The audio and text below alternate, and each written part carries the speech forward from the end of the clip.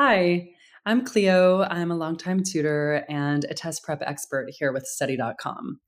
So today we're going to be talking about the Praxis Elementary Education exam, which is test code 5018. And we're going to be focusing on English language arts, specifically the subtopic of reading, literature, and informational passages.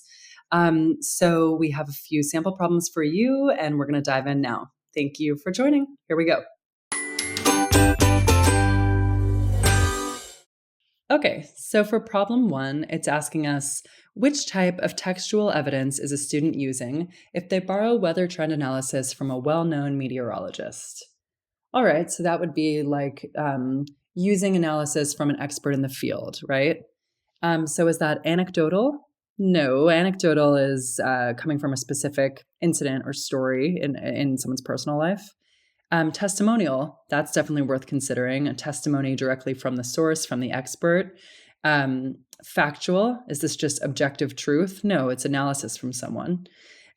Graphic, that would be information coming from a visual aid, like a graph or a table or something, which is not correct. So our best answer here, well-known meteorologists, that would be direct testimonial. That would be the kind of evidence they're using. Great. And now let's look at problem two.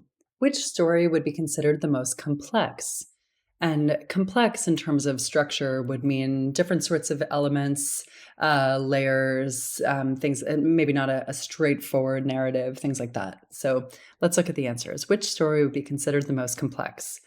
One that uses conversational language with a complex plot, one written in chronological order with multiple levels of meaning, one that has a single plot but an implicit purpose, or one that uses figurative language and has an unconventional plot structure. So, of these options, which one seems like it's the most complex as a story? Conversational language with a complex plot. Conversational language is pretty straightforward. So, one written in chronological order, again, that's sort of straightforward, easy to understand. Single plot, not too difficult. The one that's jumping out to me is going to be D, one that uses figurative language and has an unconventional plot structure, because unconventional plot structure is certainly a complexity. And also figurative language would require students to not just take the words at face value, but actually think about the meaning behind them. And that involves a little bit more advanced logic. So we're going to go with this answer choice. All right, so for problem three, we have an excerpt here from, it says, G.H. Dad's The American Reformed Cattle Doctor. So we're going to read through the excerpt and then look at the question below. So, okay, here we go. Such a complicated piece of mechanism is the stomach of the ox. That organ is particularly liable to disease. Inflammation, being the same as local fever or a high grade of vital power concentrated within a small space, may be produced by overfeeding, irritating and indigestible food, or acrid, poisonous, and offensive medicines. The farmer must remember that a small quantity of good, nutritious food, capable of being easily penetrated by the gastric fluids, will repair the waste that is going on and improve the condition with more certainty than an abundance of indifferent provender.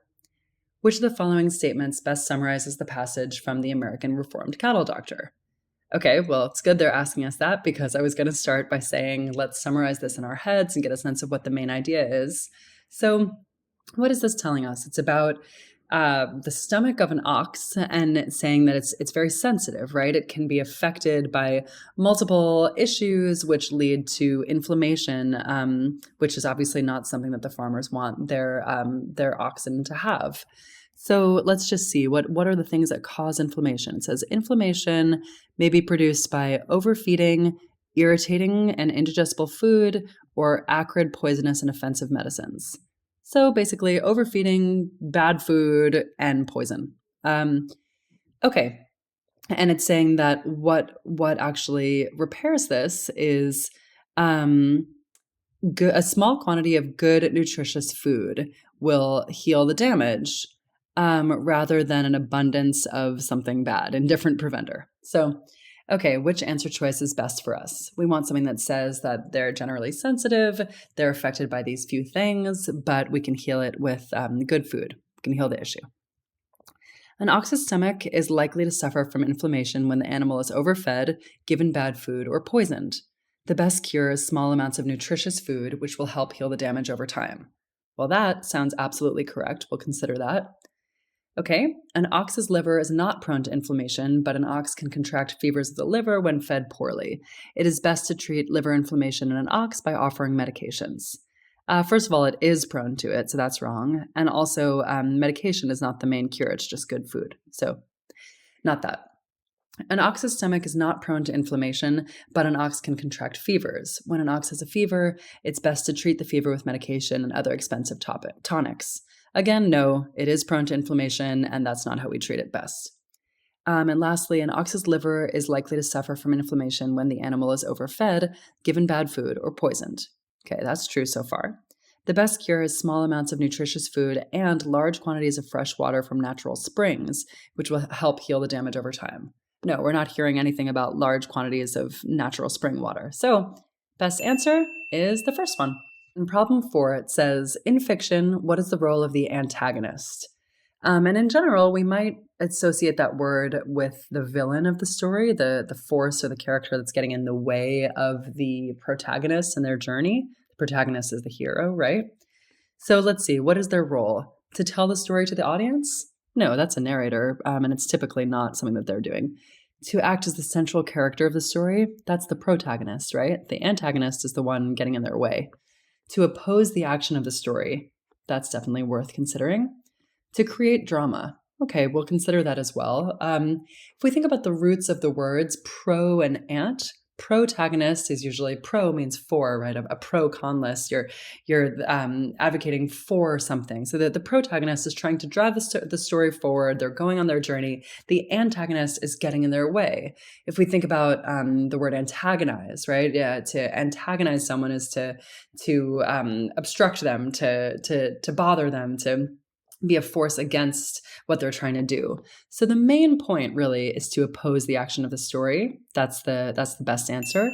If by doing that they create drama along the way, cool, might make the story more interesting, but that's not what they're literally there to do in terms of how the word breaks down and their purpose structurally. So the antagonist, to oppose the action of the story. Hey, thanks so much for tuning in and doing those problems with me. I hope they were helpful. Now you can go ahead and check out some more videos we have for the Praxis exam, or if you'd like, you can make your way over to study.com, and there you'll find that as a member, you have access to hundreds of problems like the ones that we just did together with guided instruction. Or you can also find specific topics that you'd like to focus on with instruction by teachers, explaining them more in depth.